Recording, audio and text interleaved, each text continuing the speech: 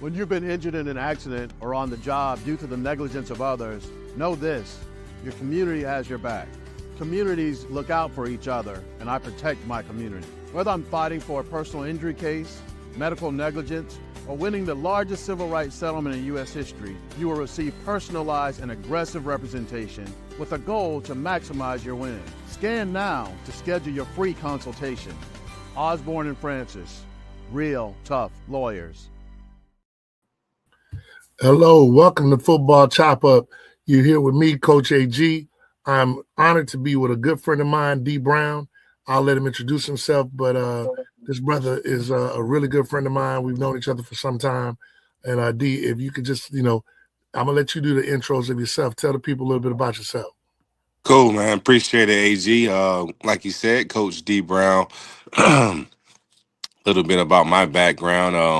Born and raised in the great state of Florida, in that football country. Went to Syracuse, had an awesome career there. Was blessed to be able to have a 6-year career in the National Football League, man. And now I'm coaching college football for the last 6 years, all levels: Division I, FBS, FCS, Division II. And now I am the pass game coordinator, quarterback coach at Morehouse College. And so it's living the dream, AG, living the dream. Yeah, this is one of my good dear friends, and I'm very proud of him. I've seen him, go from high school to, to and everything else, and I'm very proud of what he's done. So we here today, man. On the 17th, we're gonna be down in Orlando, which you're very familiar at. That's how we met. Tell the people a little bit about what you're looking for, at these camps and in general. What is D Brown looking for? Tell them where you're coaching at now and what you're looking for players at your university. Yeah, man, the Tigers, and no matter where I'm where I'm coaching at, man, it's the same eye and mentalities when you talk about evaluating potential student athletes, and obviously we want to see guys who look like they've been in the weight room. This is a physical sport. It's a sport that injuries do happen, and you have to prepare your body for this type of impact and things that you're going to experience as a football player. So we want guys who, you don't have to be a gym warrior, but we at least want your body to look like you have been introduced to the weight room. We know from that standpoint, you have structure, schedule, the benefits of of that type of training for yourself. And then we're looking at athletic ability. There's guys who can run fast, and there's guys who can, side to side shuffle and lift and jump high. But there's more to, obviously this great game than those major attributes. But we're looking at, is he a knee bender? Does he bend at the ankles? Does he bend at the waist? Does he have good technique? Does it look like he's come from a great sound foundation of coaching or teaching or training at his high school? All right. And how is he paying attention to the instruction given to him? Is he, apply, is he quickly processing the information and able to apply it? Because those are the best kids, the ones who can think fast, process instruction, and then go out and execute it in a small amount of time. And so when you start looking at physical, then you start looking at from a skill set standpoint, AG, I think those are the things that we're really prioritizing. Now, we've been around for a minute, and I know we have, and so I want to go on to the next topic because that was some great, that's good topics because, most people don't ever talk about how the kids need to look in the weight room. Most people don't, and I try to tell kids all the time, that weight room has to become your friend. But you see the little line down there screaming, man, tell me this. How's recruiting changed? Because you said something earlier, and I want people to understand, you've been Division I all the way down to D2 to high school. So can you explain to people how recruiting has really changed now? Well, it's availability, AG. When we were coming, and not even when we were coming, not too long ago, recruiting was about being able to, be seen. Recruiting was about development, and being able to put a plan in place, a 2-3 year plan, being able to project what kids are going to be able to do and accomplish, and then that's how you kind of formulated, your potential success as a program. Well, I tell you now, recruiting has really changed. Now it's not necessarily about the development piece. It's truly about just production, and because of that, you have a great group of athletes, especially our high school athletes, who are kind of getting the short end of the stick. And so the mindset has to change as far as recruiting. When I was coming out, my goal was I want to go, to a school that's on TV, a big school, big school, big school. I did have an afterthought of going to a Florida A&M, because it was going to allow, my siblings go with me. But at the same time, that was always the goal. That was the culture around us, was let's go to a big school. Well, now, Mhm. man, that's kind of hard to do. It's not about big school, because that was about exposure back then, where now you can get exposure. And what's happening with recruiting, because the NIL, because of the COVID seasons and giving these kids, X amount of extra years, is really knocking down the availability. It's not like there's not a cap on how many kids you can have in college. There's still a cap. And Right. so now you got, where it was mostly 18 to 22-year olds. Now you got 23, 24, some kids 25 years old playing college. And so you got to start looking at, from a high school standpoint, from a recruiting standpoint, the opportunity, the platform, not necessarily the emblem on the helmet. Okay, you just got to get an opportunity, because film is going to be way more productive and way more influential than your profile that just says, I set the bench at a FBS school, or I got minimal reps, when you could have had a chance to go to a FCS or Division 2 or lower, whatever the case may be. Really get your numbers, really get some game film, show people your true skill set. And now, when you transition, there's a lot of legitimacy to that decision to do that. Now we're going to That's a good transition to the next question, which is player poaching. Right now, I try to tell people, you know, colleges are going down to D2s, taking the guys who ball out of control and paying them a boatload of money. Not just D2s, FCS, group of fives, whatever the case may be. And I don't want to speak for you, but I've said to guys like kids before, one thing I admire about HBCUs, they don't mind. They hope that you come in there, ball out of control, and go get some money somewhere else. I mean, tell the people what your thoughts are on that.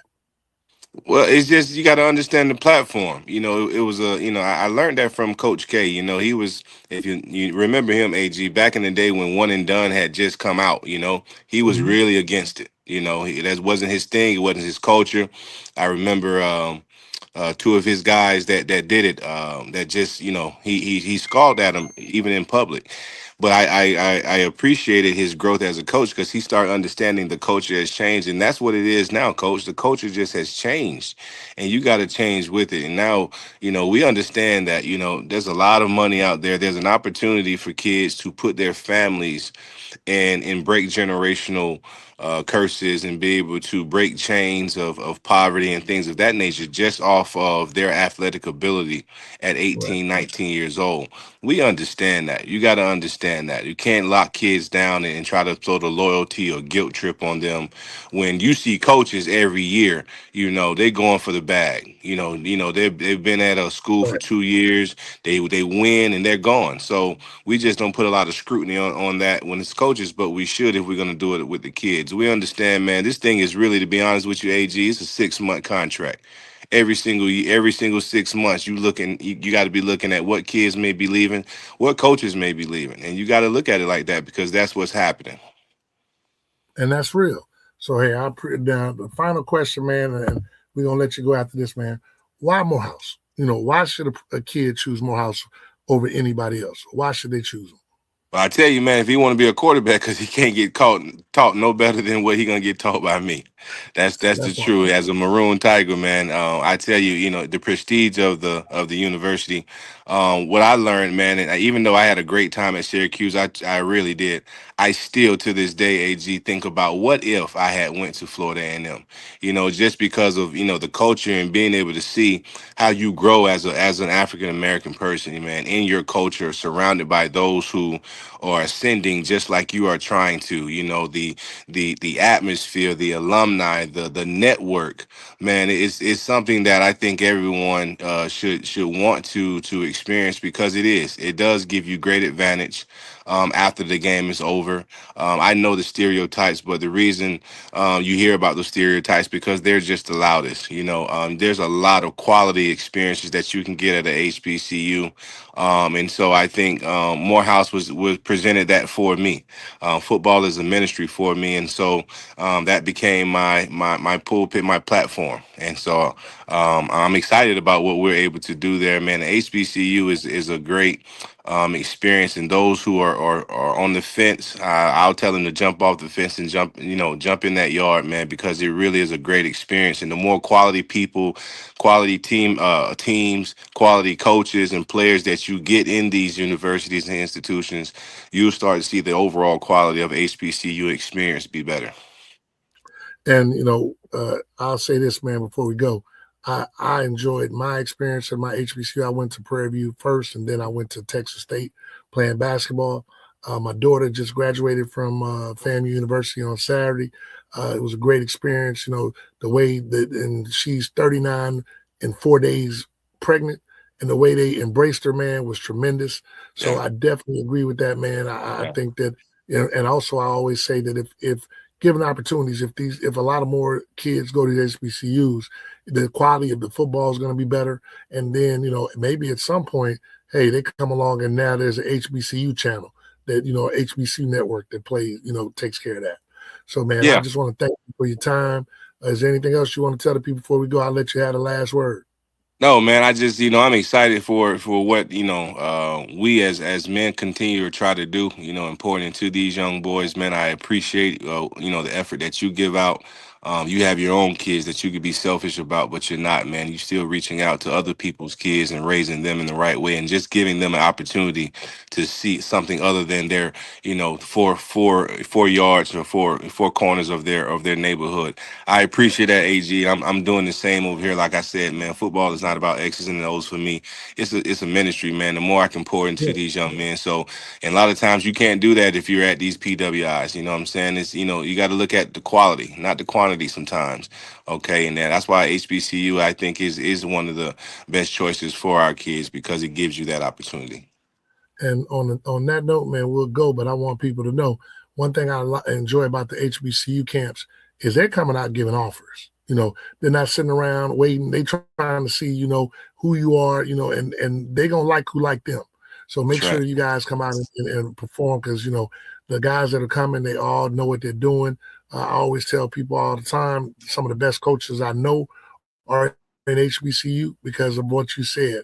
It's almost a ministry, and it's definitely, those guys have relationships with their players a lot longer than guys that are at some of these Power Fives where it's all Yeah, business. yeah. It's And good it's, ball too, man. It's great yeah, coaches, and so, guys, whoever's listening, definitely be at these camps. Come ready to showcase your abilities, man. Come shaking hands, looking guys in the eye, showing how to introduce yourself and things about you, having a nice conversation. Don't just talk and give one or two word answers like you can have a conversation. You know what I'm saying? Those are all impressionable things that we'll be looking at too. So, come and have a good time, man, and come and secure a future. hey, on that note, we out of here. I appreciate it. Thanks a lot, big dog. All right, bro. Yeah, man, that